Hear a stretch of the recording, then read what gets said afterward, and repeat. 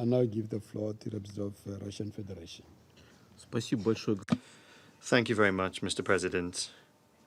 We thank Under-Secretary General Jean-Pierre Lacroix for the information he has provided about the state of affairs in Darfur and the activities of the UN African Union hybrid operation in the region. We welcome the presence at the briefing of the permanent representative of Sudan. We agree with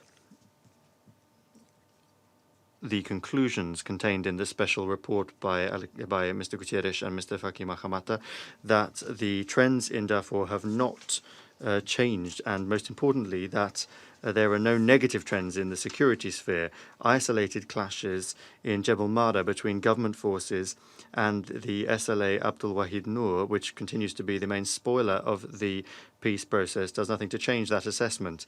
We also note some normalization in the humanitarian sphere. The overall development of the situation in those areas that Blue Helmets have already left also gives no grounds for concern.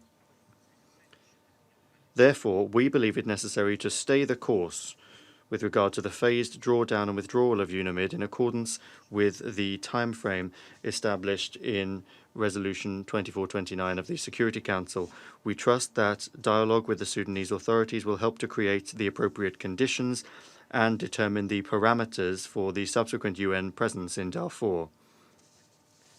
Mr. President, the UN African Union hybrid operation that was deployed 12 years ago made it possible to overcome the acute phase of the crisis, and an analysis of its activities will be extremely important for future peacekeeping operations.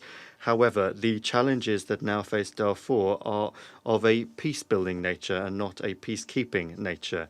The time has come to focus on the recovery and economic development of Darfur.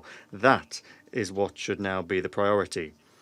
We would like to note that this key idea was the keynote, the leitmotif in statements that were given during the 27th of September high-level event on Sudan that took place on the sidelines of the general debate of the 74th session of the General Assembly. In addition to this, many speakers called for sanctions to be lifted from Khartoum. This would in large part help to simplify the job that the new authorities need to do to revive the country's economy. This same appeal, which we support, is also contained in the special report.